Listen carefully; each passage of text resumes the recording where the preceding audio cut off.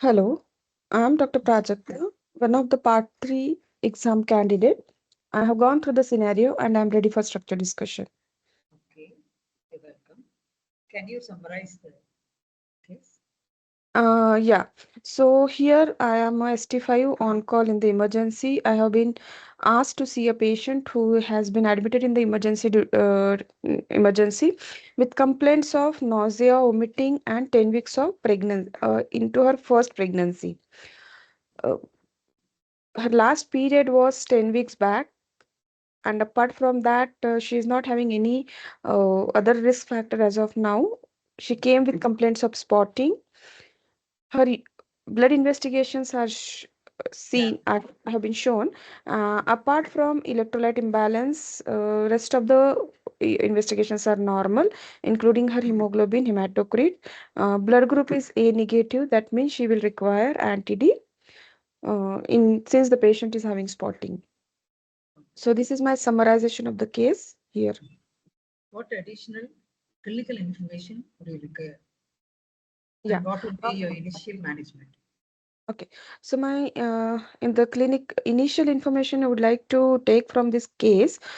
Before that, I would like to introduce myself to Mrs. Jenny and explain my name and role. Would like to take a detailed history regarding her pregnancy, whether it is a spontaneous, planned, and natural pregnancy or IVF pregnancy, since it is IVF pregnancies are at risk of complications, including miscarriages, molar pregnancies, or multiple pregnancies. Secondly, I would like to take a detail of her hyperemesis gravidarum, where onset, duration, progression, whether there were any associated symptoms of gastroenteritis like pain in abdomen, any medications currently she is having, or any outside food she has eaten in recently. That also I would like to note it out. I would like to know the puke square of this patient and what treatment she has tried for her hyperemesis gravidarum. Would like to ask this patient. History of bleeding will be asked in detail regarding type of bleeding, heavy bleeding, spotting, any mass, any fleshy means any fleshy mass or any molar vesicles, grape-like vesicles she has passed. This history will give me an idea whether this is a threatened abortion, molar pregnancy, or incomplete abortion. Along with that, I would like to take another other risk assessment of this patient, whether she's having any medical, surgical comorbidities, any allergy, any associated symptoms, support at home, and any history of smoking. So these are, and BMI, I would like to take this history. Once this history has been elicited, I would like to offer this patient to examination to see her general condition, because there are chances of having signs of dehydration. Secondly, I would like to take a check her abdomen per speculum per vaginal examination in the presence of Shafran to see the size of uterus, fornical masses, status of or cervical status. Hmm. With this information, I would also like to arrange ultrasonography, especially transvaginal ultrasonography, and serum means urine ketones has not been mentioned here, along with blood sugars. So this is my initial information I would like to take in this case. Okay, urine ketones 4 plus. Okay, any information regarding abdominal or per vaginal findings? Nothing has been given. Okay. And Uh, transvaginal scan you asked for, it shows uh, uterus enlarged first gestation, no fetus, vesicular tissue identified, first nostrum appearance. Ovaries partially cystic. okay. So in this regard, my initial management in this case will be admitting this patient under consultant-led care unit. The above said findings goes in favor of molar pregnancies along with ketoacidosis. So initial management will involve stabilization of these patients by offering treatment of ketonuria by offering her rapid hydration along with correction of electrolyte imbalance what she is having. Once this has been corrected, patients will be started on injectable antiemetics. First will be, it will be first line first, followed by, if there will not be any response, then the second line medications will come up. First line medication will involve injectable or oral tablets, doxylamine and pyridoxine 20 milligram stat, followed by 10 or 20 milligram 3 times a day. If not, then cyclizine or prochlorperazine will be given to this patient in a standard doses. Cyclizine will be 50 milligram oral per oral, or IVIM 8 hourly. Prochlorperazine will be 5 to 10 milligram 6 to 8 hourly. If this will not be helping out in this case, then the second line medications will be ondansetron, which will be 4 milligram IV or IM 8 hourly, or 8 milligram 12 hourly. And the third line will be corticosteroid. So stepping up systematically will be considered in this case. Uh, Here we should avoid giving her glucose, because the risk of vernix encephalopathy will be there. Once the condition has been stabilized, we can give patient injectable thiamine supplementation, assess the risk for VTE, and need for low molecular weight heparin needs to be assessed. So this is my immediate action regarding her ketonuria or ketoacidosis, including her hyperemesis gravidarum. My further action, can I go into the further action? Yeah. Yeah. Now, my further action here will be treatment of molar pregnancy. Once the patient will be stabilized, the patients will be discussed or explained regarding the molar pregnancy in a empathetic way by breaking bad news. Once the breaking bad news has been explained to the patient, we need to arrange a further investigation in the form of beta HCG and X-ray chest to see whether, and other baseline investigations to see the molar pregnancy. Means the baseline investigations in this case.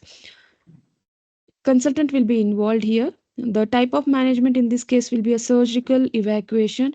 There is no role of medical evacuation. Consent will be taken after explaining the pros and cons of the procedure, including perforation, embolism, infection, bleeding. We will also like to rule out a Jehovah Witness and keep adequate blood ready in case of emergency. Treatment modality will be suction evacuation under anesthesia. So anesthetic review will be needed in this case, and theater will be involved.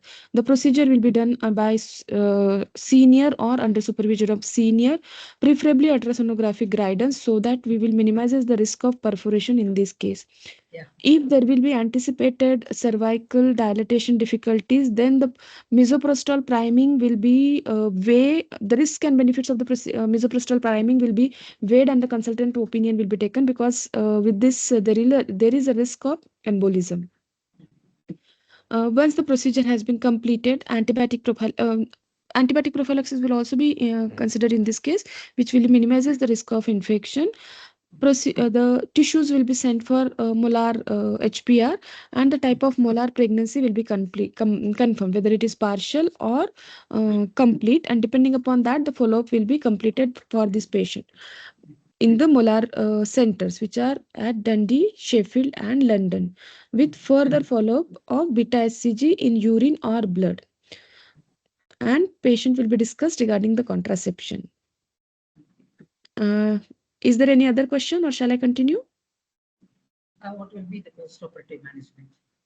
Okay, so once the patient has been stable and shifted to a post-operative ward, here patient will be monitored, anti-D will be given, continue antibiotics, watch for any bleeding, uh, arrange debriefing to these patients. This is a difficult news, so offer patient information leaflet, support group, that is Molar UK. Counselor can be offered to this patient. Once the patient is fit to discharge, patient can be discharged to the primary care with follow-up in the Molar. GP will be involved. Molar center will be informed. Contraception will be discussed. Here she needs to avoid copper coil. Hormonal contraceptive are safer. Patient will be discouraged to get pregnant till her beta HCG reports turns out normal. Beta HCG follow-up will be 6 monthly if the beta HCG comes up normal before 56 days. If more than 56 days, then from that time 6 monthly. Okay. And the patients will be given 24-hour contact details, and red flags will be explained to the patients to report back immediately whenever there are any concerns. and discussion regarding the next pregnancy, early USG to see molar pregnancy will be discussed here, and discussion of HPR will be uh, s- arranged once the HPR report will be there. What will be the risk of recurrence? Yes. Okay. Anything So else to add? that is what I am from my side. Did I missed anything? You can offer me a feedback. Okay, the information gathering. Um, she is 31 years. Cervical smear, we can Yes, ask. smear history. Yeah, we Yeah. can ask. And any for differentials, you can ask about any dysphagia, any fever, like the rule of urinary tract infection. That's all. Otherwise, Mm. everything is fine. And you asked about BMI, it is normal, so I never mentioned anything. Okay. Everything is fine. You have told about the venous thrombo, any VT prophylaxis, or the antiemetics, the multidisciplinary team treating the patient, and the investigations can be repeated once in a day when she is in admission for Admission. hyperemesis gravidarum. And one thing you can ask about any loss of weight also. Yes. That's all, ma'am. Everything is fine. Okay, so shall we discuss the answer key here? Yes, ma'am. Okay. So it is actually S bar situation. You asked me to summarize the case. So something like that only. Jenny is a case of primary gravida hyperemesis gravidarum. In view of severe nausea vomiting with early pregnancy with spotting PV. So all this goes in favor of threatened abortion, missed abortion, molar, ectopic, even multiple pregnancy, which I have missed here. Yeah, So you yeah, told, ma'am, multiple. everything you told. Yeah, in the answer key I had missed, but I explained into the Mm. mm, now, the initial information what I wanted to gather in this domain, since communication with patient has been assessing. So in this case, four domains are getting assessed: communication with patient, and that's the reason in structure discussion you are going to introduce yourself to the patient, so that way you are communicating with patient in structure discussion regarding her pregnancy, regarding her hyperemesis gravidarum, regarding her spotting or bleeding, including her risk assessment and examination findings, which we had mentioned here, and investigation. So, urine ketones, urine routine, and urine blood sugar. So, these are the investigations what we are going to get here. Now, my second question was immediate management, admission, inform the consultant, which we had informed. Initial stabilization, since the patient was having ketonuria, rapid hydration with correction of electrolyte imbalance, antiemetics, first line, second line, third line. Uh, Avoid glucose as it aggravates vernix encephalopathy, and injectable thiamine supplementation is important. Assess risk of need and risk and need for low molecular weight heparin. So this is first line, second line, and third line, that there is a new guideline. So go according to the new guideline. Not necessarily you are going. You need to know all the question, all the drug Dosage. no, drugs and drug doses, but at least one two from each thing you need to know. Then this is ultrasonography, which is showing molar pregnancy, which is a snowstorm appearance. So snowstorm appearance goes in favor of molar pregnancy. Since communication with patient domain is getting involved in this task, we are going to break the breaking bad news template here, and empathetic way counseling, all these points should be complete come into your communications. That's the way the examiner will confirm that okay, you have ticked that domain, including the consenting and pros and cons of the consent, which we had discussed here. So we had arranged everything: X-ray, beta HCG, empathetic way, BBN, consent, adequate blood and blood products, JOVA. The modality will be suction evacuation, no role of medical management. This you have to say. Inform theater, pre-anesthetic checkup, senior ultrasonography guidance, priming, pros and cons we need to weigh, antibiotic prophylaxis, HPR, and molar registry. Then question number 4, once post procedural.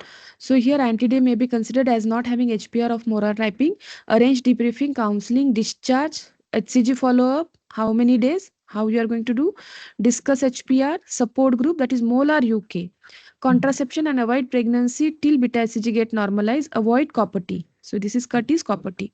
Okay. Now coming to the domain wise scoring, information gathering is interpretation of information whatever has been given to you, and please acknowledge that and interpret it. The rest of the his information which was not given here was per abdominal, per vaginal examination, per speculum examination, which you have to, including her general condition, you have to take it.